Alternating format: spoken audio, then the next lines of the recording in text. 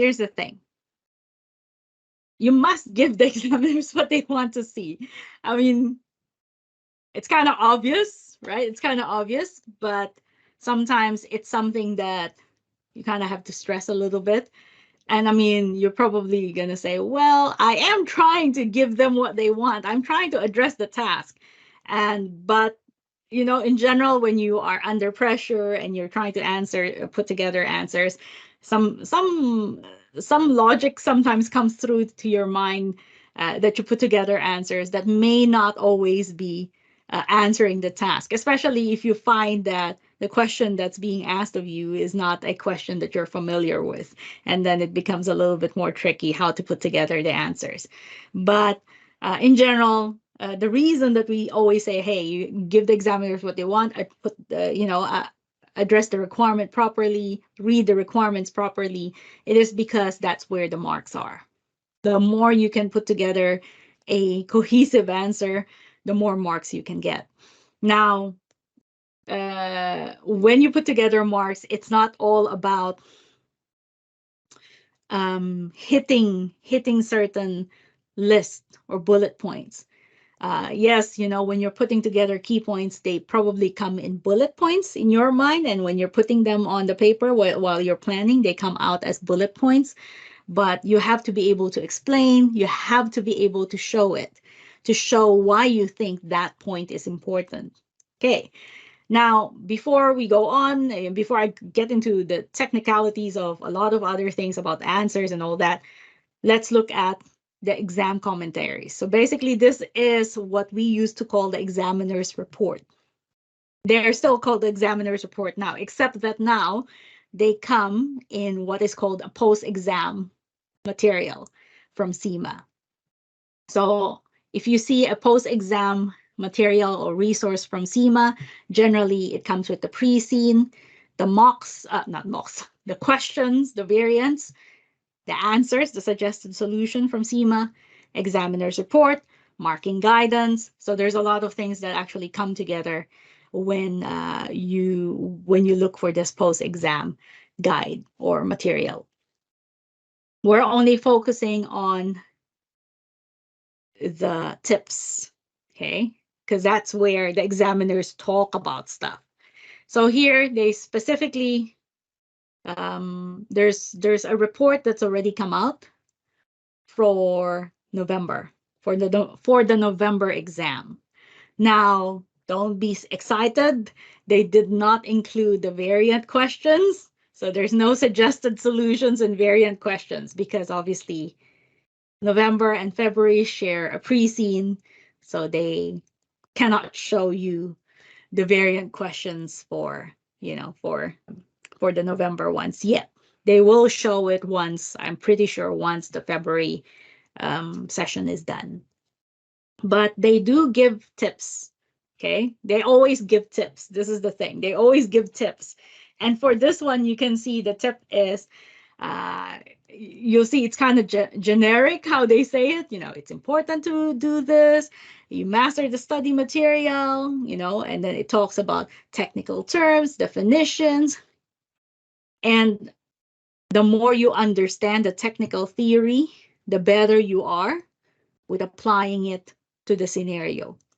And I always believe that. I always tell the students that I mark for, I always say to them, in general, some students do know the technical theory, but sometimes they don't really see how to apply it.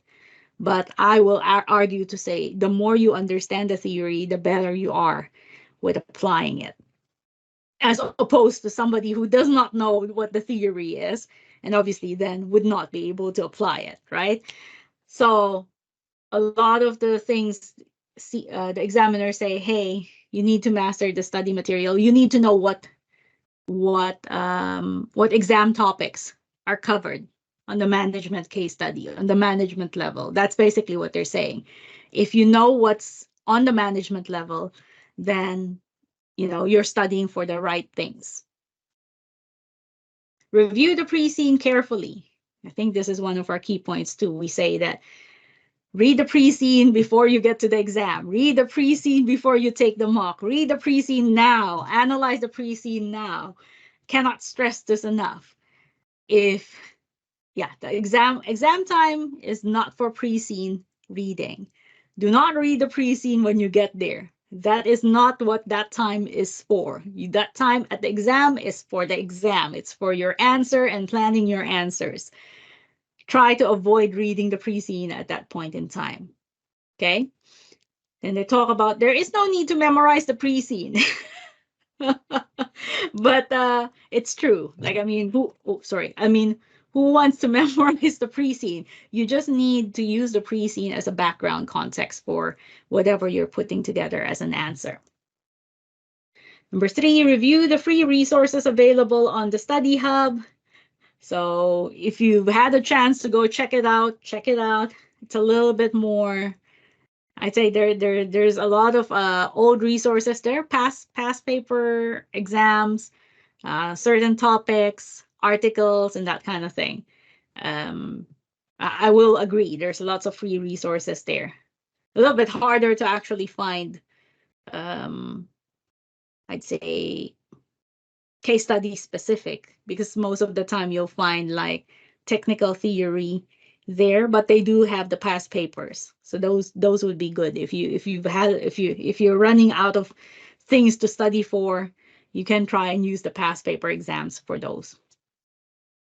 Number 4, take time to prepare detailed written answer to past cases. Exactly what I just said, past paper exams. So they do suggest, when you're practicing, you can use past paper exams to practice your answers. I think we already discussed this on masterclass too. It's a way for you to practice questions or practice facing issues that your pre-scene might face. So during the exam, the examiners talk about during the exam, these are the things that you have to remember. Think about the requirements. Because if you know the requirements, you will then proceed to put together points that address the requirement. If for any reason you start giving answers that don't answer the requirement, obviously you're not going to get a lot of marks for those answers. Or sometimes you're probably not going to even get marks for the answers, right?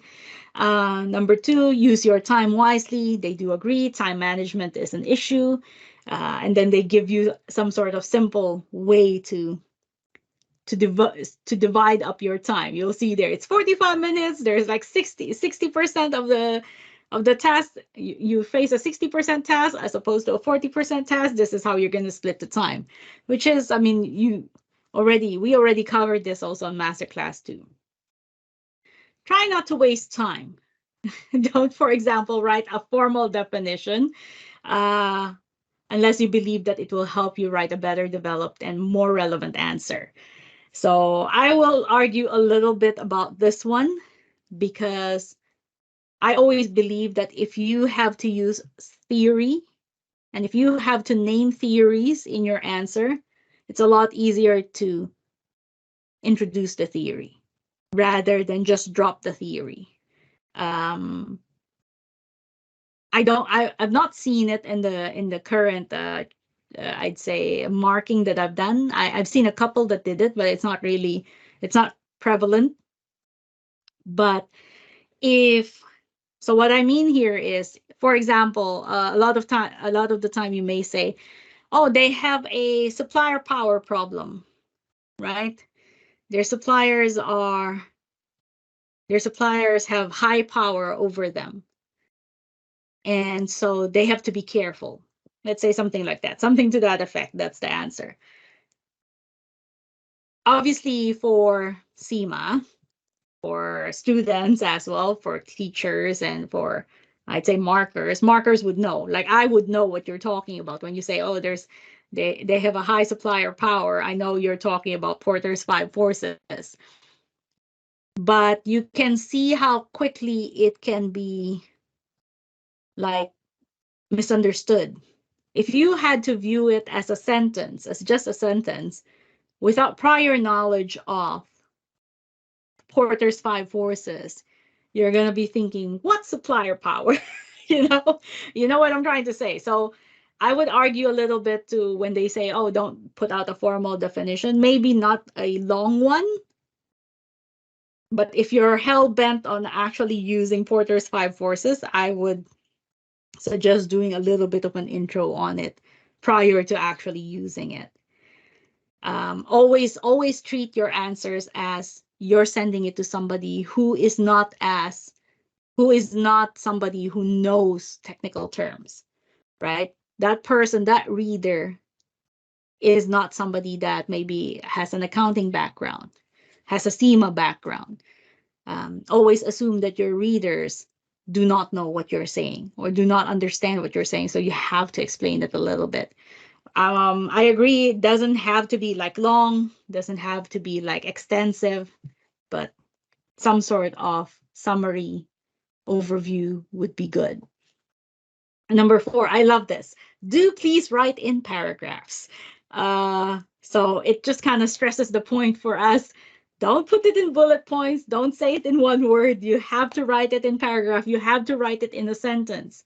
Because if you don't write it in a sentence, nobody understands you. Okay. Yeah, it's very similar to the context that I was saying, definition kind of thing. If you just drop it and you just put one word on it as a bullet point, nobody will know what you want to do with that bullet point. Why are you saying motivation? Is motivation important or motivation is not important? Do you have motivation or you don't have motivation, right? So you got to explain when you put something as a bullet point. So let's say your bullet point is motivation. What do you want to do with it? What are you trying to say with it, right? So yeah, write in paragraphs. That's it. They actually don't have a lot more that they've included on the examiner's report. But I want to touch on something that I found on the August 2023. So we do have a August 2023 exam session. They also have an examiner's report, a bit more detailed because August obviously is the second session for that pre-scene. So in general, the second session always have a lot more on its examiner's report. So this one, you'll see August 2023, they actually break it down to talk about these level 1 answers. So now here's the thing. Here's why they're saying level 1 is how do they classify level 1? How do they know what level 1 is? What is level 1 and what isn't level 1? Level 1 score. These are the things that happen. Fail to address the requirement in the task. So that's why it's very important to read the requirement. Limited technical understanding of the syllabus content. So be sure that when you try and explain something technically, that you are explaining it correctly.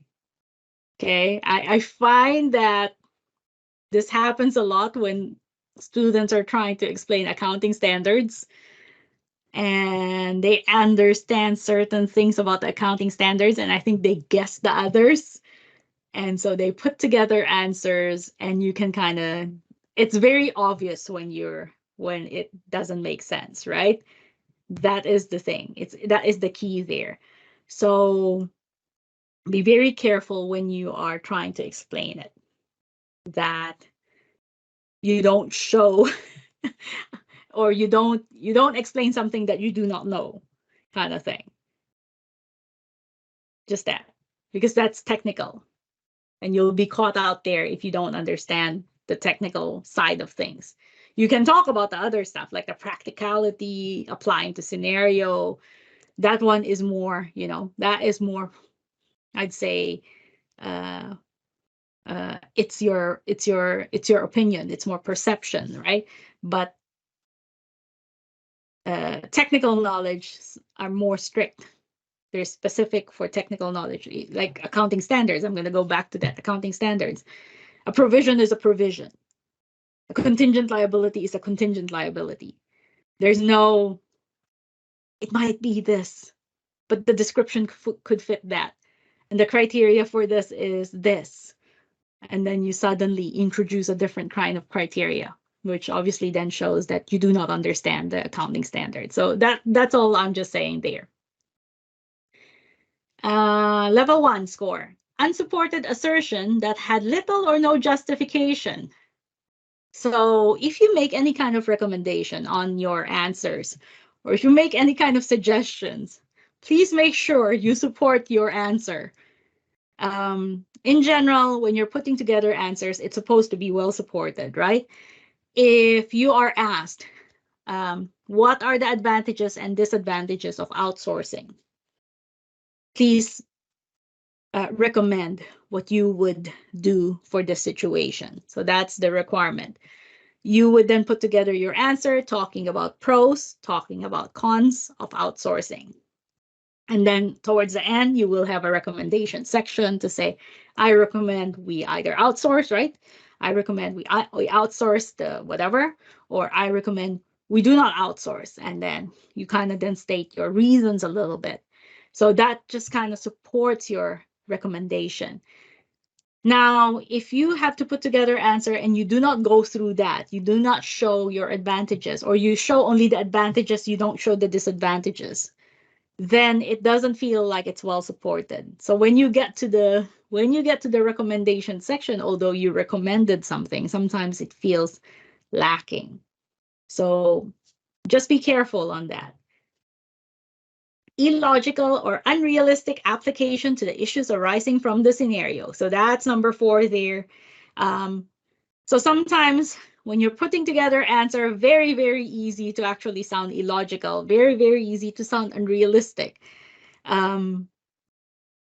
It's sometimes you're not seeing the bigger picture properly, and you're going to make suggestions that won't make sense. Okay, so just kind of make sure that whatever you're presenting, it's a logical choice. It's a logical option for that scenario.